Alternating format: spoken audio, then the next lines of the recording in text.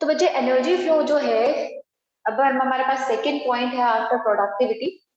तो बच्चे जब प्लांट्स प्रोडक्शन करते हैं सनलाइट को यूज करके फोटोसिंथेसिस से, या फिर कार्निवोर्स और कंज्यूमर्स की बात करें, हर्बीवोर्स और कार्निवोर्स की, तो उनके केस में वो प्लांट से एनर्जी एक्वायर करके अपना बायोमास सिंथेसाइज करते हैं, जो कि कुछ यूटिलाइज हो जाता है और कुछ आगे के फर्दर सोर्स में और स्टेप में मिलता है, ठीक है, एज अ फूड। तो बच्चे अब हम बात करेंगे एनर्जी फ्लो की उस बायोमास की हेल्प से। तो एनर्जी फ्लो बायोमास के थ्रू होता है, यानी कि अगर हम बात करें एक ऑर्गेनिज्म दूसरे ऑर्गेनिज्म के लिए फूड की तरह काम करता है, तो वो फूड, वो बायोमास जो उसने बॉडी में एक्वायर कर रखा है, जो प्रोडक्टिविटी उसने डेवलप करी, तो बच्चे वो एनर्जी की फॉर्म में अब आगे बढ़ेगी, यानी कि नेक्स्ट ऑर्गेनिज्म तक जाएगी एज अ फूड, ठीक है। तो बच्चे एनर्जी फ्लो की बात कर रहे हैं, तो एनर्जी जो है सोर्स, मेन प्राइमरी सोर्स को है सन। हाँ, अगर हम बात करें कुछ हाइड्रोथर्मल इकोसिस्टम्स होते हैं, यानी कि कुछ थर्मल इकोसिस्टम्स है और वाटर में, ओशंस में डीप अगर हम बात करें, तो वहां सन की विजिबल रेंज बहुत अच्छे से नहीं पहुंच पाती है। उसको छोड़ के बाकी सब जगह, स्पेशली टेरेस्ट्रियल रीजन में, सन जो है वो एक सोल सोर्स है जहां से पहली एनर्जी आती है बेटा, ठीक है। तो बच्चे अब हमारे लिए यहाँ पे एनर्जी फ्लो को डिटरमाइन करने के लिए क्या जरूरी है? सबसे इंपॉर्टेंट चीज, फोटोसिंथेटिकली एक्टिव रेडिएशंस, जो फोटोसिंथेसिस करवा रही है। तो बच्चे क्योंकि फोटोसिंथेसिस से जो एनर्जी फिक्स होगी वही जाके आगे बढ़ेगी। तो बच्चे हमारे पास प्लांट्स जो है वो कुछ अमाउंट ऑफ एनर्जी एक्वायर करते हैं। तो बच्चे plants acquire photosynthetically active radiations,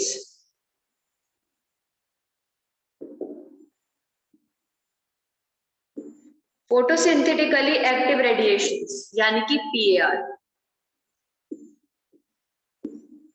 ठीक है। तो बच्चे फोटोसिंथेटिकली एक्टिव रेडिएशन एक्वायर करते हैं सन से। तो बच्चे which forms which is nearly और 50% of the total incident radiations, जो रेज सन की अर्थ तक पहुंचती है उसमें से सिर्फ 50% रेडिएशन जो है वो फोटोसिंथेटिकली एक्टिव रेडिएशन होती है, यानी कि प्लांट जो है वो फोटोसिंथेसिस के लिए इन्हीं 50% रेडिएशन को एक्वायर करता है, उससे ज्यादा उसे नहीं चाहिए, ठीक है। और इसी एनर्जी को यूज करके वो सिंपल इनऑर्गेनिक मटेरियल को फिक्स करता है और उससे ऑर्गेनिक फूड बनाता है, यही है ना फोटोसिंथेसिस, ठीक है। तो बच्चे अब फोटोसिंथेटिकली एक्टिव रेडिएशंस को प्लांट एक्वायर कर रहे हैं, जो इंसिडेंट रेडिएशन का 50% बनाता है, ठीक है। तो बच्चे ये 50% रेडिएशन जो है वो प्लांट के पास आ रही है। लेट्स से हमारे पास कोई 100 प्लांट्स हैं,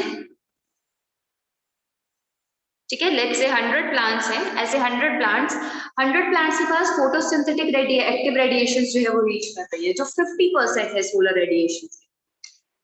अब प्लांट 100 की 50%, यानी कि अगर हमारे पास 50% पार जो है, यानी कि फोटोसिंथेटिकली एक्टिव रेडिएशन प्लांट तक पहुंची, अब प्लांट सारी की सारी रेडिएशन को नहीं एक्वायर कर लेंगे, कुछ पर्टिकुलर पार्ट जो है वही एक्वायर करेंगे।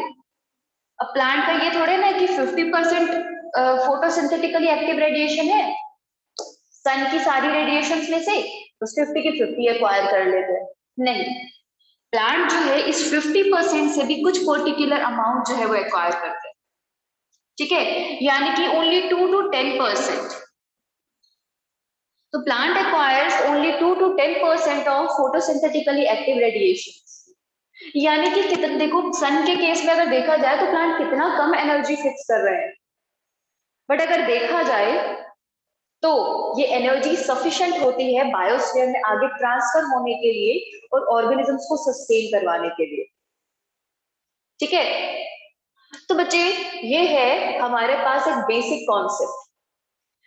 अब बच्चे ये एनर्जी जो प्लांट तक पहुंच गई, यानी कि सन की 50% रेडिएशन में से भी 2 to 10% रेडिएशन जो है वो प्लांट ने एक्वायर कर ली है। अब इस रेडिएशन को प्लांट ने कुछ यूज कर लिया, ठीक है, यानी कि रेस्पिरेशन के लिए यूज कर लिया, रेस्पिरेटरी प्रोसेस के दौरान वो खत्म हो गई और बाकी को बायोमास की फॉर्म में स्टोर कर दिया, ठीक है। वो बायोमास जिसे अब कहा जाएगा नेट प्राइमरी प्रोडक्टिविटी। अब ये नेट प्राइमरी प्रोडक्टिविटी प्लांट में प्रेजेंट है, ठीक है। तो बच्चे अब प्लांट जो है वो कंटिन्यूसली एनर्जी एक्वायर करता जा रहा है, कंटिन्यूसली कुछ चीजें जो है वो रेस्पायर कर रहा है, कुछ सोर्स और कुछ सोर्स जो है वो स्टोर करता जा रहा है। अब बच्चे स्टोरेज के बाद उसके पास सफिशिएंट फूड होता है ताकि वो आगे चीजों को फॉरवर्ड करे, क्योंकि प्लांट जो है वो एनर्जी ऐसा नहीं है, ऐसा वो रोकता नहीं है कभी भी कि अब मेरे पास बहुत सारा बायोमास हो गया है तो मैं अब आगे काम नहीं करूंगा, ऐसा नहीं है। हमारे पास थर्मोडायनामिक्स के कॉन्सेप्ट के अकॉर्डिंग हर ऑर्गेनिज्म को एनर्जी शेयर और डिसिपेट करनी पड़ती है, एक्वायर या डिसिपेट करनी पड़ती है, यानी कि शेयर करनी पड़ती है ताकि एक बैलेंस मेंटेन रहे। ऑर्गेनिक ऑर्गेनिक और ऑर्गेनिक मैटर के बीच में, बायोटिक और एबायोटिक के बीच में, एबायोटिक और एबायोटिक और बायोटिक और बायोटिक के बीच में एनर्जी किसी भी फॉर्म में शेयर होगी, लेकिन एनर्जी जो है वो कंटिन्यूसली मूव करती रहती है, एक जगह से दूसरी जगह हमेशा मूव करेगी। तो प्लांट एक्वायर करते रहते हैं, यूज करते रहेंगे और कुछ स्टोर करते रहेंगे, ठीक है। अब बच्चे प्लांट्स जो है उन्होंने तो अपना काम कर लिया, वो बन गए प्रोड्यूसर्स, ठीक है। तो बच्चे प्लांट जो है वो प्रोड्यूसर्स कहे जा रहे हैं क्योंकि उन्होंने खाना सिंथेसाइज कर लिया सनलाइट को यूज करके। लेकिन अब क्या होगा, अब जो नेट प्राइमरी प्रोडक्टिविटी जो इनकी बॉडी में है वो एक्वायर करने के लिए आ जाएंगे कंज्यूमर्स। तो प्लांट जो है this energy it reaches to consumers, consumers जो अपना खाना खुद नहीं बना पा रहे, जिनमें सन एनर्जी को ट्रैप करने की टेंडेंसी नहीं है, तो कंज्यूमर्स जो है दे एक्वायर प्रोड्यूसर्स। अब जो नेट बायोमास प्रोड्यूसर्स के पास है भी उसे एक्वायर करेंगे, ठीक है। और बच्चे अब हर कोई ऑर्गेनिज्म तो प्रोड्यूसर्स पे फीड नहीं करता, तो बच्चे वो फीड करेंगे अदर कंज्यूमर्स पे। तो जिसकी वजह से दो कैटेगरी बनती है कंज्यूमर्स की, हर्बीवोर्स और कार्निवोर्स।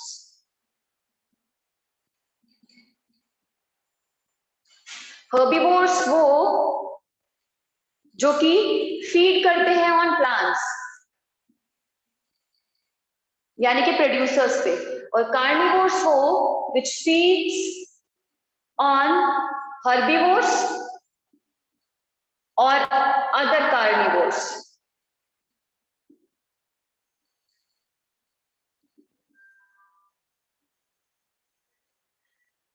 ठीक है। तो इस तरीके से हमारे पास एनर्जी आगे आगे पहुंचती जाएगी। तो अगर अब सीक्वेंस देखा जाए, ठीक है, सीक्वेंस देखा जाए तो सबसे पहले प्रोड्यूसर्स जो है वो सन से एनर्जी लेते हैं, ठीक है, उनके पास मैक्सिमम एनर्जी होगी, वो एनर्जी कुछ यूज करेंगे और यूज करने के बाद कुछ एनर्जी स्टोर करेंगे, और जो एनर्जी स्टोर की होगी वो बायोमास की फॉर्म में होगी। और बच्चे उसके बाद इन प्लांट्स को हर्बीवोर्स खा लेंगे, तो एनर्जी हर्बीवोर्स के पास आ गई, प्लांट खत्म हो गया। तो हर्बीवोर्स जो कि फर्स्ट कंज्यूमर्स और प्राइमरी कंज्यूमर्स माने जाते हैं, तो हर्बीवोर्स आर प्राइमरी कंज्यूमर्स। तो प्राइमरी कंज्यूमर्स क्योंकि वो प्लांट पे फीड करते हैं, तो प्राइमरी कंज्यूमर्स से चीजें कहाँ पे आ जाएंगी, कार्निवोर्स, यानी कि प्राइमरी कार्निवोर्स के पास जो सेकेंडरी कंज्यूमर्स होते हैं, प्राइमरी कार्निवोर्स जो हर्बीवोर्स पे फीड करते हैं, तो these are secondary consumers. Carnivores primary है बट सेकेंडरी कंज्यूमर्स, ठीक है। प्राइमरी कार्निवोर्स के बाद सेकेंडरी कार्निवोर्स जो कि टर्शरी कंज्यूमर्स माने जाते हैं, और उसके बाद लास्टली मैं डायरेक्टली टर्शरी कंज्यूमर से टॉप कार्निवोर्स मेंशन कर रही हूँ। तो इस तरीके से लास्ट में कोई ना कोई टॉप कार्निवोर होता है जो कि अल्टीमेटली इस सीक्वेंस को खत्म कर लेता है जिसके पास अल्टीमेटली एनर्जी पहुंचती है, और वो एनर्जी उससे बाहर तभी निकलेगी जब उसकी डेथ हो जाएगी। तो डिकम्पोजर्स जो हमेशा इस सीक्वेंस के एंड में रहते हैं, तो बच्चे वो हमेशा क्या करेंगे, टॉप कार्निवोर को खत्म करते हैं, या फिर बीच में कोई भी ऑर्गेनिज्म की डेथ हो जाती है तो उसे खत्म करते हैं। तो बच्चे बाय डिफॉल्ट डिकम्पोजर्स प्रेजेंट है ही है इस सीक्वेंस में। तो बच्चे अगर ये सीक्वेंस देखा जाए तो ये एनर्जी फ्लो को बता रहा है, लेकिन एनर्जी फ्लो किस फॉर्म में, फूड की फॉर्म में।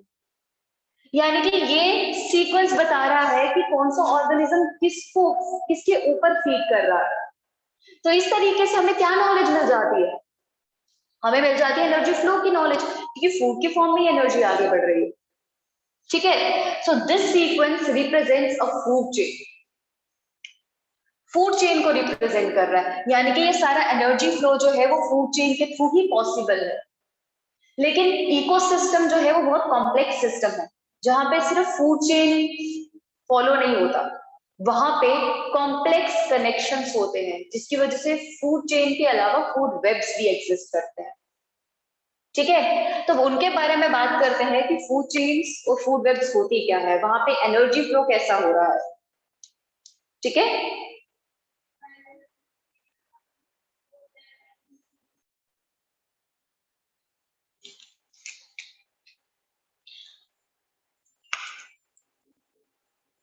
तो फूड चेन क्या है अब, तो food chain is the sequence of organism showing which organism feeds on which one.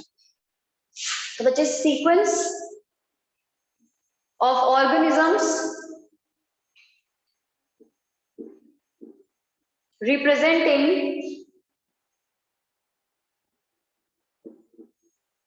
their feeding habits।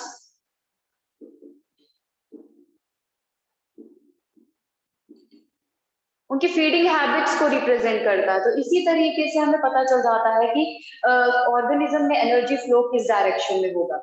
तो बच्चे फूड चेन दो तरह की हो सकती है, दो टाइप्स की फूड चेन है, जिसमें से एक है grazing food chain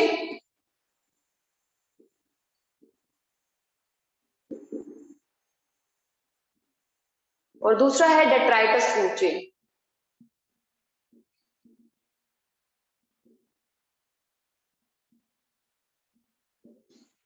grazing food वो चेन वो है जो स्टार्ट होती है प्रोड्यूसर से, इट स्टार्ट्स फ्रॉम प्रोड्यूसर्स, वो प्रोड्यूसर से स्टार्ट होगी और बच्चे उसके बाद हर्बीवोर्स और अल्टीमेटली कार्निवोर्स आएंगे। लेकिन डेट्राइटस फूड चेन वो है जो स्टार्ट होती है, स्टार्ट फ्रॉम डेट्राइटस यानी कि डिकम्पोजिंग फूड, यानी कि डेड डिकेइंग मैटर से, डेड डिकेइंग मैटर से स्टार्ट होती है बेटा ये। ठीक है, तो दोनों के एक एग्जांपल कोट करते हैं, जिसमें से सबसे पहली एग्जांपल मैं यहाँ पे ग्रेजिंग फूड चेन की मेंशन कर रही हूँ। लेट्स से ग्रास, ग्रास जो है उस ग्रास होकर उस पर फीड करेगा, ग्रास होकर के ऊपर हमारे पास फ्रॉग, फ्रॉग के ऊपर फीड करेगा स्नेक, स्नेक बाय हॉग। तो बच्चे अब ये फूड चेन है हमारे पास। ठीक है, तो बच्चे फूड चेन जो है इससे पता चल रहा है कि ग्रास को ग्रास होपर ने खाया, ग्रास होपर को फ्रॉग, फ्रॉग को स्नेक और स्नेक को हॉग ने। तो बच्चे ये ऑर्गेनिजम्स जो है ना, ये रिप्रेजेंट कर रहे हैं हर एक स्टेप एक फूड चेन में, क्योंकि हम यहाँ पे ऑर्गेनिज्म जो है सिर्फ उसको रिप्रेजेंट नहीं करते हैं फूड चेन के फॉर्म में, एक लेवल को रिप्रेजेंट करते हैं, उनके न्यूट्रिशनल रिक्वायरमेंट और डिमांड्स को और फीडिंग रिलेशनशिप को डिटरमाइन करते हैं। यानी कि हर एक स्टेप एक फीडिंग रिलेशनशिप को डिटरमाइन करने में हेल्प कर रहा है ना, कि कौन सा ऑर्गेनिज्म प्रोड्यूसर है, कौन सा हर्बीवोर, कौन सा कार्निवोर, प्राइमरी, सेकेंडरी और टर्शियरी यानी कि टॉप कार्निवोर। तो इस तरीके से हमें उनके नेचर के बारे में पता भी चल रहा है। तो बच्चे एक फूड चेन में एक ऑर्गेनिज्म जो है वो सिंपली एक ऑर्गेनिज्म को नहीं, इकोसिस्टम के बहुत सारे एस्पेक्ट्स को ओपन करता है कि एनर्जी फ्लो किस डायरेक्शन में हो रही है, किस लेवल से किस पे जा रही है, कौन सा नेचर है जो एक पर्टिकुलर स्टेप में इंक्लूडेड रहता है। तो इसीलिए हम इन ऑर्गेनिजम्स को सिर्फ ऑर्गेनिजम्स ना मान के एक लेवल मानते हैं, जिसे हम ट्रॉफिक लेवल कहते हैं। तो ट्रॉफिक लेवल क्या है? Each level or step at a food chain which is represented by an organism. Represented by an organism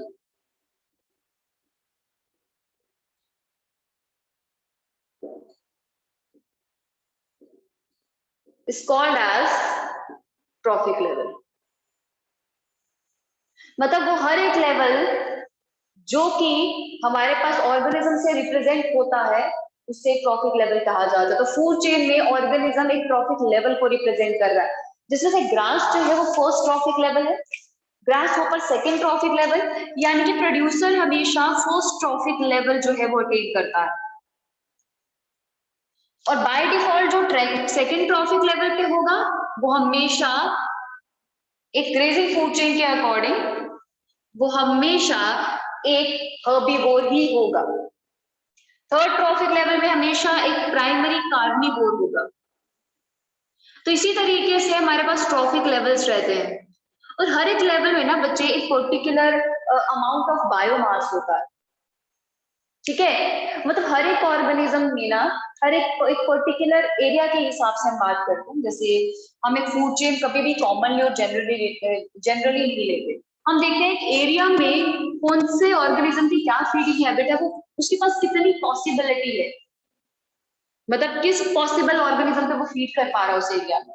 तो हम एक एरिया वाइज हमेशा फूड चेन देखते हैं। तो बच्चे एक पर्टिकुलर एरिया में वहां पे हर एक ऑर्गेनिज्म का एक पर्टिकुलर बायोमास होता है। ठीक है, तो बच्चे अब एक पर्टिकुलर बायोमास एक पर्टिकुलर टाइम पे या फिर एक पर्टिकुलर एरिया में उसे कहते हैं स्टैंडिंग क्रॉप। यानी कि ग्रास जो है, अगर हम एक मीटर स्क्वायर की बात कर रहे हैं तो एक मीटर स्क्वायर में कितनी ग्रास अवेलेबल है उस पर्टिकुलर टाइम पे, उसे बायोमास कहते हैं। क्योंकि अगर हम एक साल पहले कंसीडर करेंगे कि एक साल पहले इतनी ग्रास होती थी, तो ग्रास होपर को उससे क्या करना है, उससे तो कोई मतलब नहीं है ना। ग्रास होपर को तो चाहिए कि इस टाइम पे इस पर्टिकुलर पॉइंट पे कितनी ग्रास है, वो कितने में फीड करेगा, है ना। तो इस तरीके से स्टैंडिंग क्रॉप जो है एक बहुत इंपॉर्टेंट पॉइंट होता है जो हमें कंसीडर करना होता है during study of food chain. तो standing crop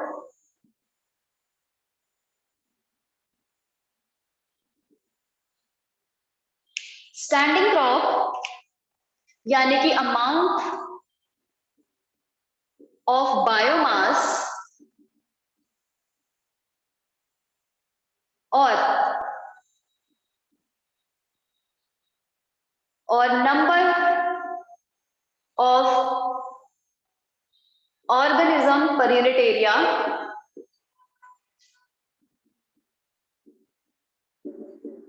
at a particular time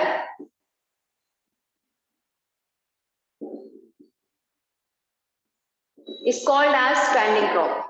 क्योंकि नंबर ऑफ ऑर्गेनिज्म भी अगर हम देख रहे हैं तो हम कहीं ना कहीं आइडिया लगा सकते हैं कि अगर एक ऑर्गेनिज्म का इतना बायोमास है और 10 ऑर्गेनिज्म है तो इतना पर्टिकुलर बायोमास जो है वो उस पर्टिकुलर एरिया में हो सकता है।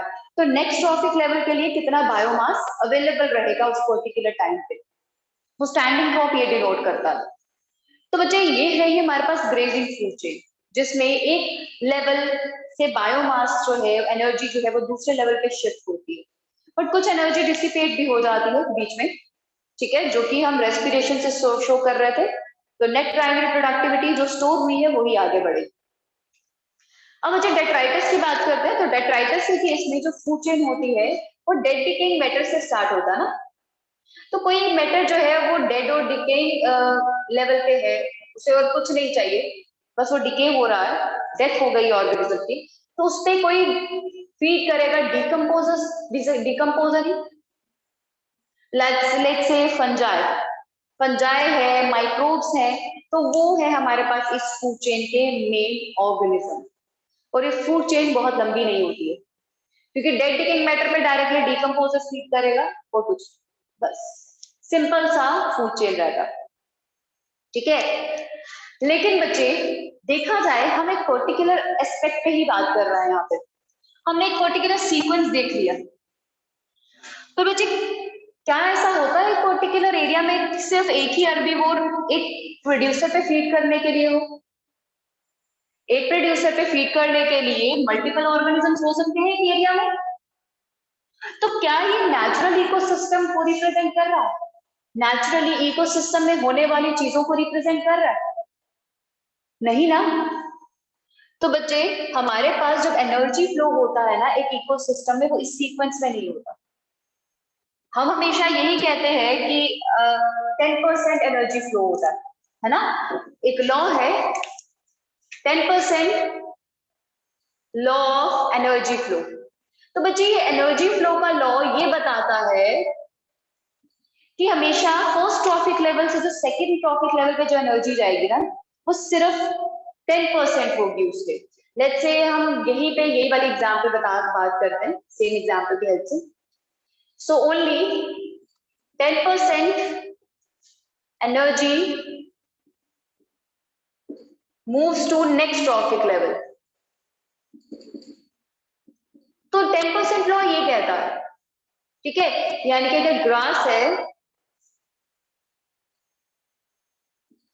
तो ग्रास पर, उसके बाद फ्रॉग, स्नेक एंड हॉक। तो बच्चे अगर हमारे पास ग्रास में नियरली एनर्जी है 100 किलो जूल्स की, इतना बायोमास है, तो बच्चे kilo joules per metre square की बात कर लेते हैं, ठीक है, सिंपली।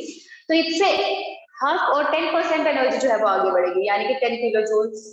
उसमें फ्रॉग तक जो जाएगी वो 1 किलो जूल्स की होगी, उसके बाद स्नेक के पास जो जाएगी 0.1 किलो जूल्स की होगी, और हॉक के पास जो पहुंचेगी 0.01 किलो जूल्स। यानी कि 10% ही आगे बढ़ेगा, 90% एनर्जी बीच में से चली जाएगी। इसीलिए फूड चेन जो है वो बहुत ज्यादा लंबी लंबी नहीं होती है, वो एक पर्टिकुलर अमाउंट की होती है। सबसे बड़ी फूड चेन जो है वो टेरेस्ट्रियल लेवल पे होती है, ग्रासलैंड एरिया में, जहां पे प्रोड्यूसर्स एफिशिएंटली फोटोसिंथेसाइज करते हैं, ठीक है। अदरवाइज बाकी फूड चेन छोटी होती है, ठीक है। तो हम तो ये सिंपल सीक्वेंस लेकर चलते हैं कि इसी सीक्वेंस में एनर्जी फ्लो कर रही है, बट नेचुरल इकोसिस्टम में बहुत सारे इंटरकनेक्शंस बीच में से बनते हैं। तो एनर्जी जो है वो यहां से अगर यहां जा रही है, यानी कि स्टैंडिंग क्रॉप में अगर हमारे पास कुछ 10% बायोमास है, तो 10% सिर्फ इसी सीक्वेंस में आगे नहीं बढ़ेगा, उस एरिया का बायोमास दूसरे ऑर्गेनिजम्स में भी डिस्ट्रीब्यूट होगा। तो मतलब फूड चेन जो है वो नेचर में सिर्फ एज सच एग्जिस्ट नहीं करती है, फूड चेन्स इंटरकनेक्शन की फॉर्म्स में एग्जिस्ट करती है, ठीक है। तो इंटरकनेक्शंस एग्जिस्ट करते हैं जिसे हम कहते हैं फूड वेब। तो फूड वेब जो है वो एक्चुअली एग्जिस्ट करते हैं जिसे कहा जाता है इंटरकनेक्टेड फूड चेन्स, ठीक है। तो उनके बारे में बात करते हैं। तो बच्चे अब फूड वेब की बात करेंगे। Food webs represent interconnected food chains. तो इंटरकनेक्टेड फूड चेन्स को रिप्रेजेंट करता है, ठीक है। तो इंटरकनेक्टेड फूड चेन्स हैं जिसमें से अब हमारे पास क्या है, लेट्स से हम सेम अगर चीज में ग्रास है, यानी कि प्लांट को ही ले लेते हैं, प्लांट पे फीड कर रहा है सिंपली प्लांट, तो प्लांट पे फीड कर रहा है ग्रास होपर। ग्रास होपर के अलावा रैबिट भी तो फीड करता है, ठीक है। उसके बाद ग्रास होपर पे फीड किया लेट्स से फ्रॉग ने, उसके बाद स्नेक ने, स्नेक रैबिट को भी खा सकता है, ठीक है। हॉक स्नेक पे फीड करता है, उसके बाद प्लांट पे रैबिट, उसके बाद अदर ऑर्गेनिजम्स भी हैं हमारे पास जो कि फीड करते हैं प्लांट से, like dear, tiger,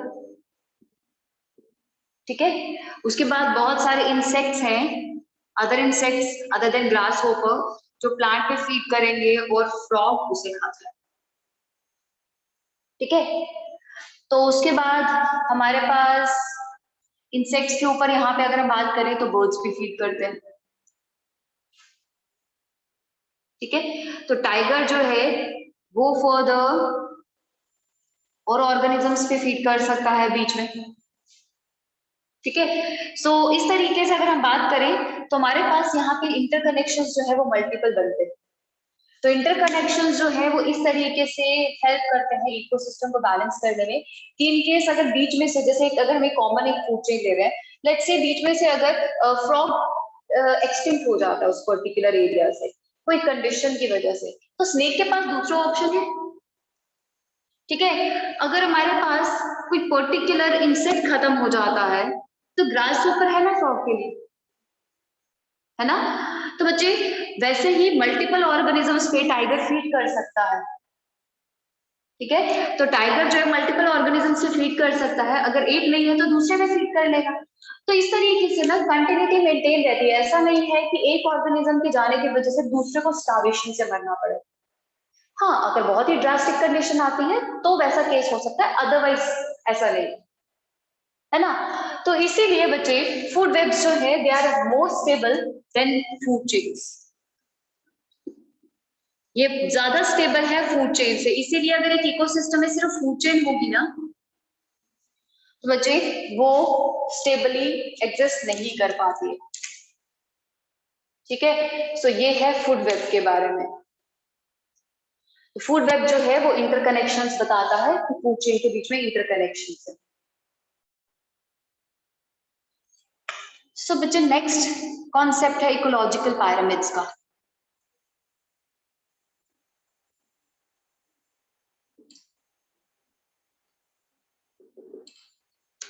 Ecological pyramids are graphical representations of various parameters of food chain.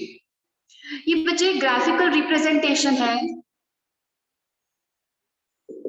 of various parameters of food chain.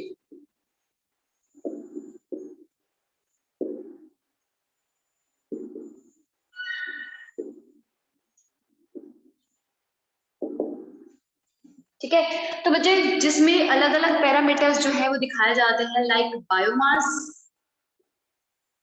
Number and energy. ये तीन पैरामीटर्स जो है वो हमारे पास इंटर रिलेशनशिप मेंटेन करते हैं डिफरेंट ऑर्गेनिज्म में। इन्हीं चीजों के लिए, इन्हीं चीजों के थ्रू एक्चुअली एनर्जी जो है वो आगे फ्लो हो रही है, तो इसीलिए इन्हें दिखाया जाता है। तो सबसे पहले है पिरामिड ऑफ बायोमास, कर लेते हैं।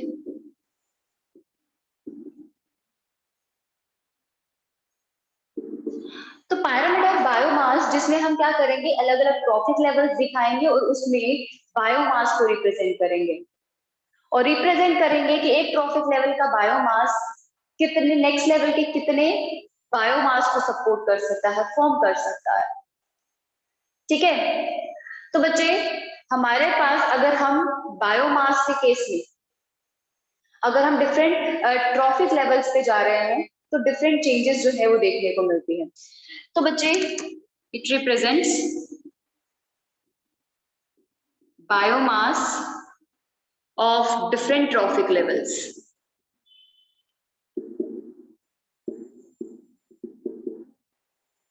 ठीक है, तो बच्चे बायोमास जो है वो अलग अलग जगह पे देखा जा सकता है।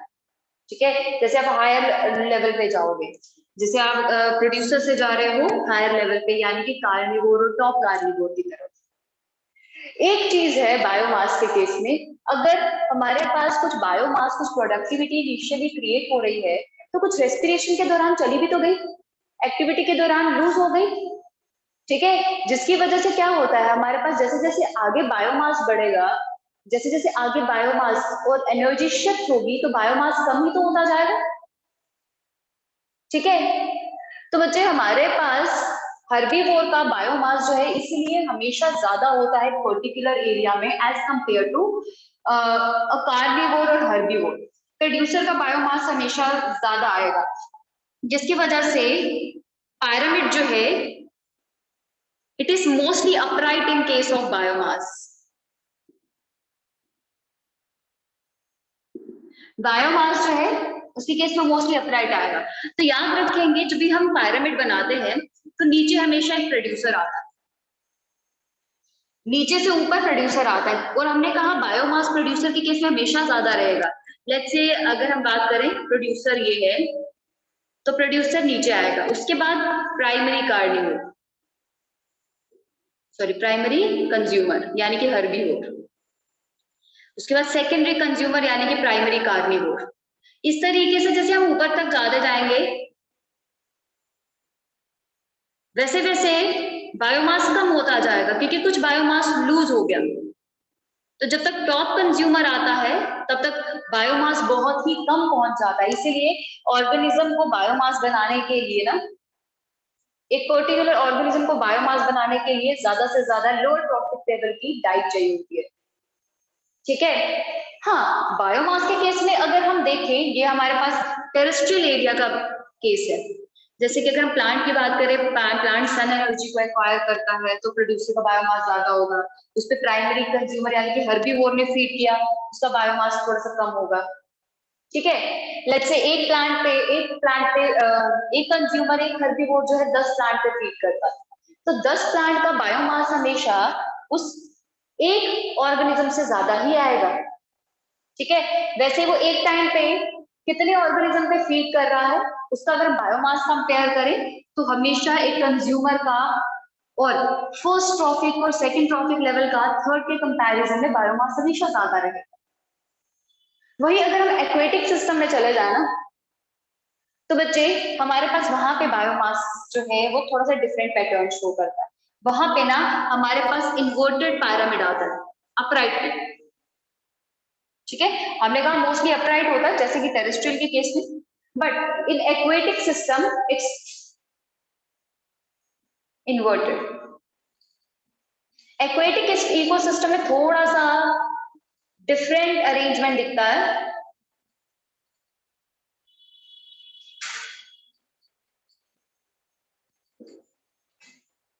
ठीक है। जैसे कि फाइटोप्लैंक्टन्स जो है अगर हम बात करें तो फाइटोप्लैंक्टन्स जिसपे ऑर्गेनिज्म फीड कर रहा है, तो बच्चे अगर कोई फिश फीड कर रही है तो उसका बायोमास कभी भी उस पर्टिकुलर फिश से ज्यादा नहीं होगा।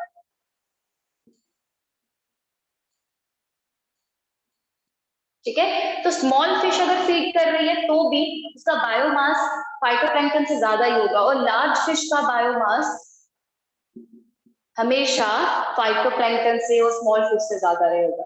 तो वहां पे थोड़ा सा इन्वर्टेड पैटर्न आ जाता है। ठीक है। वही अगर हम बात करें पिरामिड ऑफ नंबर की, वहां पे भी हमें अपराइट और इन्वर्टेड अरेंजमेंट देखने को मिल सकते हैं। पिरामिड ऑफ नंबर जो है उसमें नंबर रिप्रेजेंट किया जाता है अलग अलग प्रॉफिट लेवल्स पे, नंबर के हिसाब से देखा जाता है। तो बच्चे it can be upright in case of grazing food chain. अगर ग्रेजिंग फूड चेन देखी जाए तो वहां पे वो अपराइट ही अरेंजमेंट आता है, यानी कि एक ऑर्गेनिज्म, एक कंज्यूमर और एक हर्बीवोर हमेशा अपने से ज्यादा प्रोड्यूसर्स पे फीड करता है, तो प्रोड्यूसर का काउंट हमेशा ही ज्यादा रहेगा जिसपे वो फीड करता है। तो एक 10 प्रोड्यूसर्स है लेट्स से, उस पे एक डेयर ने फीड किया या एक इंसेक्ट ने फीड किया। ठीक है। लेट्स से 10 प्रोड्यूसर्स थे, एक इंसेक्ट ने फीड किया, और 3 इंसेक्ट्स पे एक फ्रॉग ने फीड किया, और 2 फ्रॉग्स पे एक स्नेक ने फीड किया। तो हमेशा नंबर जो है वो लोअर ट्रॉफिक लेवल का ज्यादा रह रहा है। अगर हम लेकिन बात करें पैरासिटिक फूड चेन की, वहां पे इन्वर्टेड हो जाएगा बेटा अरेंजमेंट। इन्वर्टेड इन parasitic food chain. Parasitic food chain वो होती है जो कि स्टार्ट होती है एक पैरासाइट से, सॉरी होस्ट से। तो बच्चों उसके केस में क्या है, लेट्स से एक ट्री है, ट्री के ऊपर बहुत सारे बर्ड्स हैं, वो रह रहे हैं, वो उसपे उसके फ्रूट पे फीड करते हैं या उसके मेन किसी पार्ट पे फीड कर रहा है। तो ऐसा तो नहीं है कि एक ही कोई बर्ड होगा या एक ही पैरासाइट होगा। तो होस्ट अगर एक होता है तो उसके ऊपर फीड करने वाले पैरासाइट मल्टीपल होते हैं। ठीक है। जैसे कि अगर हम लीच की बात करें या लाइफ की बात करें जो बालों में रहती है, तो बच्चों स्कैल्प में रहने से उसे ब्लड मिलता है। ठीक है। वहां से ब्लड एक्वायर करती है। तो जो वहां पे एक ही होस्ट में मल्टीपल लाइव्स रह सकती है, जैसे मल्टीपल लीच और मल्टीपल हेलमेंट्स हमारी बॉडी के अंदर रहते हैं, तो इन्वर्टेड दिखेगा हमेशा हमारे पास पैरासिटिक फूड चेन में pyramid of number। वही अगर हम थर्ड केस बात करें pyramid of एनर्जी की, तो pyramid of एनर्जी जो है, अगर हम एनर्जी का कंसेप्ट लें, हमने यही कहा है कि एनर्जी हमेशा 10% आगे जाती है, 90% गायब हो जाती है, तो इसलिए pyramid of energy is always inverted, हमेशा इन्वर्टेड होगा, ठीक है, सॉरी, हमेशा अपराइट, अपराइट रहेगा। अपराइट क्यों? क्योंकि जो हमारे पास प्रोड्यूसर होगा उसकी एनर्जी हमेशा ही ज्यादा होगी as compare to upper trophic levels, ठीक है। तो प्रोड्यूसर की एनर्जी हमेशा ज्यादा होगी हर्बीवोर से, हर्बीवोर की एनर्जी हमेशा ज्यादा होगी प्राइमरी कार्निवोर से, और प्राइमरी कार्निवोर की एनर्जी हमेशा ज्यादा रहेगी as compare to secondary carnivore से, ठीक है। तो इस तरीके से हमारे पास अलग अलग ट्रॉफिक लेवल्स होते हैं जिसे हम पैरामीटर फॉर्म में रिप्रेजेंट कर सकते हैं।